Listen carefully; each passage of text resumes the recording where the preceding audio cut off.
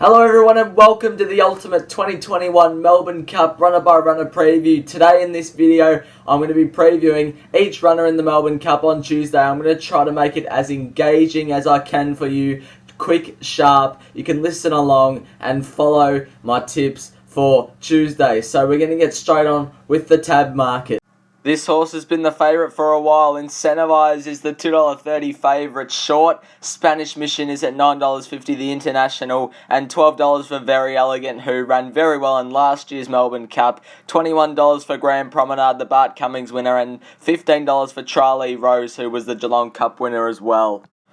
We're also going to take a quick look at the speed map, and last year's winner Twilight Payment looks to be setting the pace with Knight's Order. Delphi will be right there with Charlie Rose. Incentivize doesn't have to lead, it might be just on pace. Floating Artist will be right up there. Pondus is going to try and hold a spot. Spanish Mission will be midfield, it won't be way back there. Sir Lucan will be back there though. Verry Elleegant will have to get to a more further back position than what it's used to, and Great House should get a good run from that gate. The first of 24 runners is last year's Melbourne Cup winner Twilight Payment, now the top weight this year, carries the 58 kilos. We're going to take a look at its Irish St. Ledger second placing. It was a cracking run. Compared to the last few years, Twilight Payment has been the last two Melbourne Cups. And the first Melbourne Cup he ran 11th, and then he won last year, and now he's coming into this again.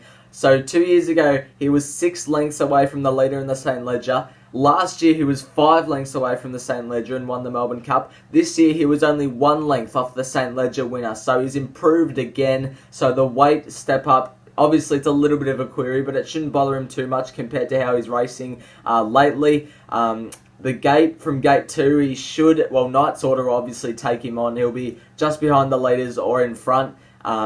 He'll be right there. He'll be making himself every single chance in the straight if he gets clear running, if he's behind them. Number 2 is the short price favourite. His name is Incentivize. $2.30 years. Brett Preble sticks with this horse. The Caulfield Cup winner by a fair space. About 4 months ago, I made a song about him. Incentivize is a punter, please. Money. So I called it a long way out, but for every single run this campaign, I have not tipped him. He's just the X factor from gate 18. He doesn't have to lead. He'll just settle gate 16. He'll just settle right behind the leaders. Hopefully, like he did in the Caulfield Cup, get out whenever he wants and just go whoosh gather. 3,200 metres will not be any issue. His ratings have been world class. He could really take on some of the horses overseas and nearly win it. There is just one little concern for me, and that is the probably good 3 track. He's never been on a good 3, just good 4. We saw Zaki the first time he went on to a good 3, he failed. So maybe that could bring him undone at the short price. I think $2.30, $2.50 is about his right price anyway. Number 3 is one of the internationals. His name is Spanish Mission, trained by Andrew Balding, to be ridden by 2019 winning Melbourne Cup jockey Craig Williams. Draws wide, it'll get to midfield, to off midfield, somewhere around there, and be charging home late. Last start is the replay we're going to take a look at. It started $2.88, yes, favourite, against Stradivarius, who I'm told is probably the best horse in the UK at the moment. Great form lines from Spanish Mission.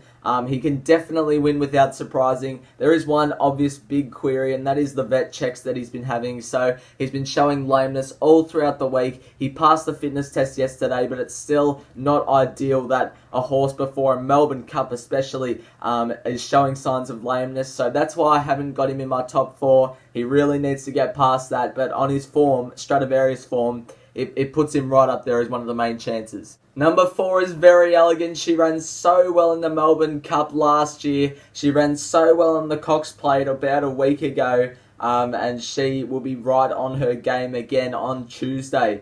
The good 3, probably good 3 service. Don't know if it's a good 3 yet, but it'll probably be a good 3. It's probably better on wet tracks, as we already know. It can run on good 3s, just not as good as what it can do on wet tracks. It got all the favours in the Cox Plate and only managed a 3rd. It's got the wide gate, so it'll have to go right back to near last and have to be a miracle to win.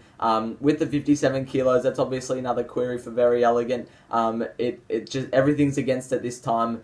2,000 up to 3,200 metres, it's hardly ever done. That's another query. But one thing that is happening on Tuesday for it is James McDonald goes back on, which I think is key. He knows her well. He can get the best out of her. So I think Verry Elleegant isn't much of a winning chance because of those queries, but J-Mac going on's a plus. A bit of quick fire for the next couple of horses. Horse 5 is Explosive Jack. He's $41. Last start in the Caulfield Cup, drew gate 1, just got stuck. John Allen said he didn't like having horses around him. He's drawn gate 4 again. He'll have horses around him. I don't see him improving enough lengths off last start to beat Incentivize or get anywhere near Incentivize, so not today. Number 6 is The Chosen One. I was giving him a chance in the Caulfield Cup last start, but he was very, very plain. Not sure what happened. He carries the same weight compared to all the other horses this time. Damien Lane sticks with it. Gate 5, it might get trapped from there. It needs to improve lengths to be winning the Melbourne Cup. Number 7 is Delphi. I tipped him in the Caulfield Cup last start and he did absolutely nothing. He led on that occasion, which I don't think he likes doing, so taking a sit will help it. I also think getting back onto a firmer track will help its cause as well. The 3,200 metres shouldn't be a query. I think he's over the odds at 50 to 1, so be sure to throw him in your first 4s or whatever you have. Number 8 is the Chris Waller trained Ocean Billy. Was far from disgraced in the Caulfield Cup last start. He is a possible improver. He could run in the top half very easily. He's got just a middle gate, which means he'll have to get right back. I don't think he can win, but I'm glad Damien Thornton is riding in the Melbourne Cup. I think he's a real good up-and-coming rider. Ocean Billy, I'll be surprised if it runs top 4. Horse 9 is Salino, who's a big price to win the Melbourne Cup on Tuesday. He's drawn a very wide gate, gate 24. He's going to have to get right back to near last, but he'll be running home well. I think he will relish the 3,200 metres. Ron Stewart comes down from Queensland to ride it. I think it'll be finishing in the top half very easily. I think he's way over the odds. Number 10 is Johnny Get Angry, the Derby winner of last year. Dennis Pagan saddles up his first ever Melbourne Cup runner. I think it was a forgive run last start in the Geelong Cup. However, it has drawn wide. We'll have to get back again and will not finish in the top half, I don't think, so I'm happy to take it on. Number 11 is Knight's Order. He will set the speed out in front in this year's Melbourne Cup. He set a fast pace yesterday in the Hotham Stakes. Didn't pull off for him. It might have taken a bit out of him as well. He'll try and roll again and put a bit more tempo into the race, but he's not going to win. Number 12 is Persan. Ran 3rd in the Caulfield Cup behind Incentivize a couple of weeks ago. And we're going to take a look at its Caulfield Cup run because it ran so well. It needs to improve a couple of lengths, I reckon, to beat Incentivize. But it ran 5th in last year's Melbourne Cup, so it's got the class to measure up. Obviously, as I've already said, it needs to improve a couple of lengths to beat Incentivize off its last start performance, but it gets Luke Curry back on. Gate 11, it'll be just midfield or somewhere near there. It'll peel out at the top of the straight, and let's see what it's got. It'll be better this time in. It's more mature. He's one of my winning chances. I've got him nearly in my top 4. 53 kilos shouldn't be a problem, and I think Persan's a good hope. Number 13 is Karif. Flying Mascot's favourite jockey, Blake McDougall, rides this. It didn't threaten last start behind Savvy, Valentino and Torrens in a weak form race compared to what some other horses have been racing in. He's 150 to 1 for a reason, and I can see why.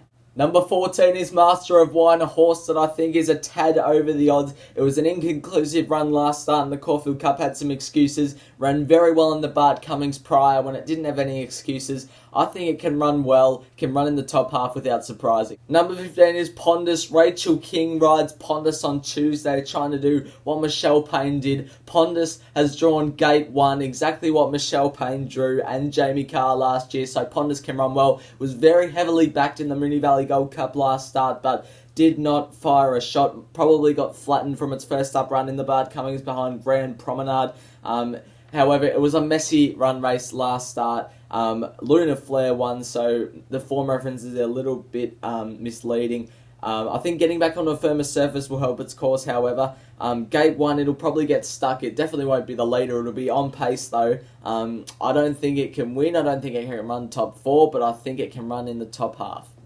Number 16 is Grand Promenade. Won its way into the Melbourne Cup by winning the Bart Cummings 4 weeks ago. The king of Melbourne Cups, Karen McAvoy, is going to ride Grand Promenade. Is the Persan of last year. Is about 10 runs into its preparation. and has been going through the grades each run. I think it's majorly up in class compared to what it's been facing in the past, so it's going to have to go to a new personal best to win.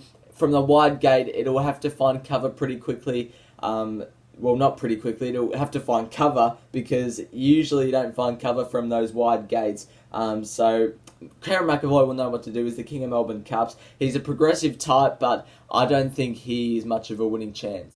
Number 17 is Miami Bound, a horse that ran behind Floating Artist and Pondus last start. Getting onto a good 3 surface will not help its cause. I don't think it's good enough to win a Melbourne Cup, so I'm happy to take it on. Number 18 is Porky Arm. Hasn't really fired a shot all preparation and got too far back in the Caulfield Cup last start. From gate 23, we'll probably be getting a long way back again in the Melbourne Cup. Harry Coffey has a chance to prove himself taking the ride on this horse. Not for me. She's Ideal is number 19, got a bit far back in the Caulfield Cup, and will probably get back again from gate 20. Craig Newitt takes the ride. It's a big price. I can see why, $91. Don't think it's much of a winning chance. I think it's better with a bit more give in the track as opposed to a firm track, so I'm happy to take on She's Ideal. Number 20 is Future Score. I think it's way over the odds at 250 to 1. It had excuses last start in the Moonee Valley Gold Cup. I don't think that's the right form reference, however. It's probably not up to the class. Well, it's not up to the class as Incentivize, we can all agree. But I just think it's fit enough now. Gets back to Flemington, gets Dan Yendelon, who's a very, very good lightweight jockey. Could run in the top half without surprising. Number 21 is Charlie Rose, a very progressive type. She won the Geelong Cup last start, and I'm very confident in her chances for the Melbourne Cup on Tuesday. From gate 12, Dean Holland will put Charlie Rose on pace, and I think at the end of the race will almost definitely run top 4. Charlie Rose is one of the horses to beat. I know it's $16 and there's horses that are shorter in the market than her, but I reckon with the weight and with its form, it hasn't missed the top 3 all preparation. It's one of the horses to beat. Incentivize will need to be at its best to beat Charlie Rose. If you're looking for some value in the race and you don't want to tip Incentivize, then my advice is just go Charlie Rose. It's the obvious for me, and I reckon it should start shorter. Number 22 is Floating Artist. Should have won the Moonee Valley Gold Cup last start at the Valley. As I've already said with Pondus, it was a messy run race. Lunar Flare won, so it's probably not an ideal form reference for a Melbourne Cup. It was on a soft track, so getting back to a firmer track I think will enhance Floating Artist's chances. We're going to take a look at the Moonee Valley Gold Cup again, and Floating Artist, you can see it was held up, got the gap, and just missed Lunar Flare. Should have won. Very progressive type, has only come into calculations in its last 4 to 5 runs. T.O. Nugent sticks with it. Gate 10 will put itself on speed. 50 kilos is ideal and can definitely run top 4 Floating Artist. Number 23 is Great House. Won its way into the race by winning the Hotham yesterday. Probably not one of the best Hotham stakes that we've seen. I don't think Great House is up to the class as Incentivize and Persan and whatnot. It ran 5th or 6th in the Caulfield Cup, but I still don't think it's good enough. Getting onto a firm surface will not help it at all. We're going to take a look at its Hotham Stakes run. Just beat Mancaine. I don't think Mancaine will be very competitive in the Melbourne Cup either. I think it's majorly under the odds Great House. I had it marked 80 to 1, 100 to 1. Even though it ran really well in the Caulfield Cup, I still don't think it's up to the class as some of the others. Off a 3-day break, obviously, there's been something taken out of it as well. So, not Incentivize. Great House is a no-go for me.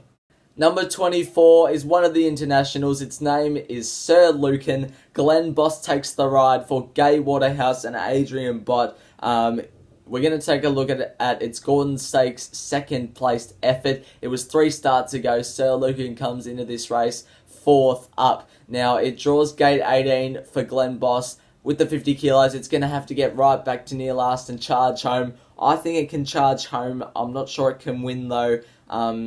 It can get into the top 4 very easily, I reckon. It's one of the best horses in the race on ability. It's just the run that it gets isn't ideal, is it? So, look, Sir Lucan, I've nearly put it in my top 4. Which now moves us on to my top 4 for the 2021 Melbourne Cup. Hopefully a better tipping performance than last year. Incentivize is on top, the X Factor. I reckon it's the winner this year. Charlie Rose is majorly over the odds and can win without surprising. Last year's winner, Twilight Payment, will be doing its best. And Floating Artist was unlucky in the Moonee Valley Gold Cup. Will give it its all. But thanks for watching this Melbourne Cup 2021 runner by runner preview. I hope you enjoyed it. Hope you watch more videos. Hope you subscribe. See you later.